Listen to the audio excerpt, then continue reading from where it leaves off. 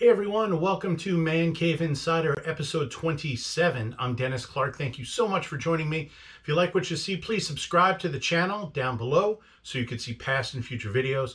You could also follow us on Twitter. The handle is @InsiderCave. Now we're here in my man cave, and this room is filled with things I've collected my entire life, and these are the stories behind them. And today we're going to be talking about a couple of things that I just got in a few days ago, and you're seeing correct. You are seeing the original 3 Star Wars movies on VHS. Now, why would I get these movies on VHS now? Growing up, Star Wars was my favorite series of movies, and I wanted to see it any chance I could get. Now, when home video came out in the early 80s, movies didn't come out right away. Sometimes it took several years. For example, the first Star Wars movie came out in 1977 and came out on home video in 1982. The Empire Strikes Back came out in 1980, but arrived on VHS in 1984, and Return of the Jedi came out in 1983 and arrived on home video in 1986. Now, back then, movies weren't priced to own, so I rented these movies as often as I could until the price went down and I was finally able to own a copy of them. Now, the VHS copies that I did own, I donated them a long time ago, but because I'm into collecting movies, I wanted to get these movies on the earliest version possible, and that is what I have here. This is the artwork that I grew up with, that I looked at every time I went to a video store when we went to go rent some movies. I always begged and pleaded with my parents to rent any or all Star Wars movies. And I thought this was also a great opportunity for me to share other Star Wars movies that I have in my collection. So I want to do kind of a quick run through on the movies I have, and hopefully we can enjoy that. So let's take a look at what we got. Okay, now the Star Wars movies have come out in various formats over the years, starting with VHS, Betamax, Laserdisc, all the way through DVDs, Blu-rays, and 4Ks. I wanted to go back and get the earliest possible versions of the movie that I could get, so I went with these VHS copies. It's got the original artwork as seen in the movie posters, and it's got the descriptions of each film on the back. Now, I'm not sure when these actually came out, but when I took a look at these, it came out with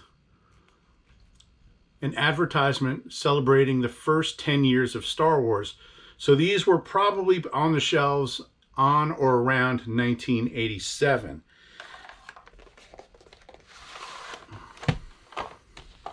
Empire and Jedi. These are the old days when you had to rewind a movie when it was over. There was no special features, maybe a trailer of the movie at the very beginning or at the end, but you basically get just the movie. Now, these are the pan and scan versions, and these are the original versions of the film, not the special editions that came out in 1997. The next one I got is Star Wars Episode 1, The Phantom Menace. This was the first Star Wars movie to come out on DVD. Now, The Phantom Menace came out in 1999, and the movie came out on VHS in 2000. But the DVD did not come out into 2001. Now, what's great about this, it has a plethora of bonus features, which is something I've always loved about DVDs in every format going forward. This came with 2 discs, a disc of the movie and a disc of the bonus features. And what's really great about this is it has deleted scenes, but they went ahead and put in all the visual effects, and they put music in the deleted scenes, and they're completed just like any other scene in the movie. There's also a great documentary on this called Episode 1, The Beginning, which chronicles the entire process of making Episode 1, from George Lucas sitting down to physically write the film all the way through the premiere and everything in between. It's a really great set, and it was a great introduction to Star Wars on DVD. The next thing I got, it's R2-D2 Beneath the Dome. This was a 20-minute mockumentary that Lucasfilm put together. It's a fake documentary about the life and times of R2-D2.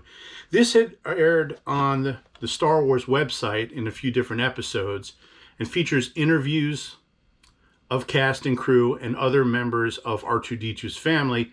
This came out right around the time of Episode 2, Attack of the Clones, in 2002. When it came out, it was only about $5, and like I said, it's about 20 minutes long, but it's still a lot of fun. And in 2004, between the releases of Attack of the Clones and Revenge of the Sith, the original 3 movies came out in this DVD box set.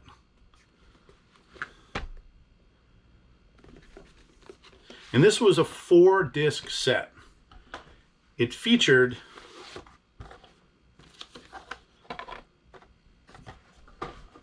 Star Wars, The Empire Strikes Back, and Return of the Jedi. And up until this point, this was the best the films have ever looked. He completely remastered it. The picture, the sound, it's done in THX, and it looks spectacular. But the real crown jewel is the bonus disc that came with this. This has all of the original trailers for all 3 movies, and it's got a 2.5 documentary called Empire of Dreams about the making of the original trilogy. It's also got the Return of Darth Vader, some stuff on lightsabers, on the Revenge of the Sith video game, and it's a lot of fun. This disc alone is definitely worth the price of admission. Also, I got the Clone Wars Volume 1. These are a series of shorts about the Clone Wars that took place between episodes 2 and 3. These originally aired on the Cartoon Network, and there were 2 volumes released. I only got the first one, and it's all on here. Now, when Revenge of the Sith came out in theaters, the soundtrack came with it, and a really great release with the soundtrack came with a bonus disc called Star Wars, A Musical Journey. And what this is a series of music videos set to the famous themes of all of the Star Wars movies, hosted by Ian McDiarmid, who played the Emperor. And it comes with the Revenge of the Sith soundtrack. Now, when Revenge of the Sith came out on home video, Walmart included the story of Star Wars as a Walmart exclusive. This is a 30-minute bonus DVD which has C-3PO and R2-D2 telling the stories of the original 3 movies and Star Wars episodes 1 and 2. In 2006, the first Star Wars Blu-ray was released with the animated film The Clone Wars that took place between episodes 2 and 3. This is a Target exclusive that came with the movie, digital copy, and this exclusive comic book. And this kicked off the Clone Wars animated series. Now, I didn't get the whole series on Blu-ray, but I did get season 1 as a birthday present. This came with a book with a lot of the artwork that went into the series.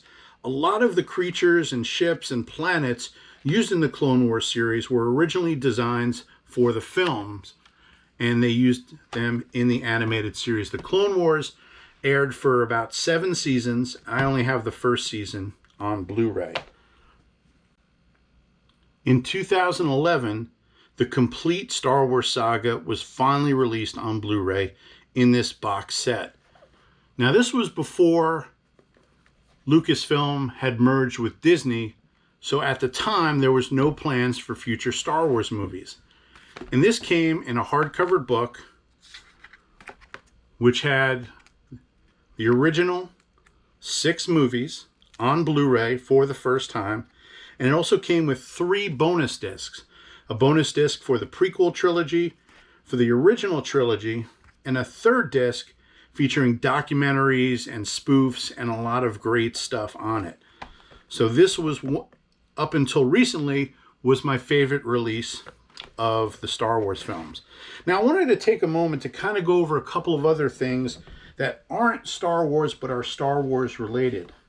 The first is the movie Fanboys.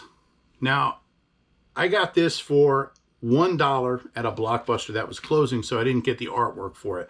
But Fanboys is a movie about a group of friends that travel across country to break into Lucasfilm because they want to see Star Wars Episode 1 before it comes out. It's got a lot of great Star Wars stuff in the movie. It's got cameos by Carrie Fisher and William Shatner by himself. The other one I have is a documentary called Starweight. Now, when The Phantom Menace came out, I was living in California, and there was a large group of people who were waiting in line to see the movie outside of the Chinese Theater on Hollywood Boulevard for 1 month. And this is about when they waited in line for a month for the release of Star Wars Episode 2, Attack of the Clones. It was only about $5, but it's a really fun documentary. Now, of course, in 2015, the sequel trilogy was released in theaters, and a few months later, The Force Awakens came out on Blu-ray. Came with the digital copy, a bonus disc, and the DVD. And by the time The Last Jedi was released 2 years later, Star Wars had finally arrived on 4K. And this is a Best Buy Steelbook exclusive. It has great artwork for the film. It's got 4K, bonus disc, and the DVD. And what I can't forget is in between the movies came the first Star Wars story, Rogue One, which took place right before the events of the original Star Wars film, Episode 4, A New Hope. This came out on Blu-ray with the DVD and the bonus disc. Solo, a Star Wars story dealing with young Han Solo. And this is a Target exclusive that I got of the movie on 4K. And it comes with this book with an introduction from Ron Howard and a lot of great stuff on the film. And then it's got the movie on 4K, Blu-ray, and the bonus disc. And of course, a few months ago, The Rise of Skywalker came out. Now this is also a Target exclusive, which has the movie on 4K, Blu-ray, bonus disc, and then it's got a Target exclusive DVD with exclusive bonus content. And it also comes this great book talking about the characters, the planets, and a lot of other things in the film. And my favorite item in my Star Wars collection is the Skywalker saga. This is a Best Buy exclusive, and it features all 9 films, episodes 1 through 9, on 4K, Blu-ray, and bonus disc. It comes with 27 discs total, and it's got very simple artwork of the Death Star. You open it up, then it's got the discs themselves.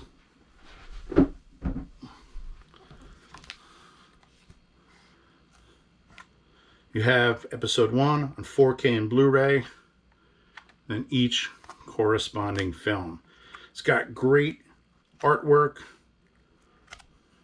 from various artists, and it's great to have the whole set in one great package. And then it's got the 9 bonus discs compiling all of the footage that has been previously released with a couple of new things. So it's a really great set to have, and to date, it is my favorite item in my Star Wars home video collection. I have no doubt that there will be more releases in the future. So that is it for a look at my Star Wars home video collection from VHS to 4K. We hope you enjoy it. Please subscribe to this channel, and we look forward to seeing you next time.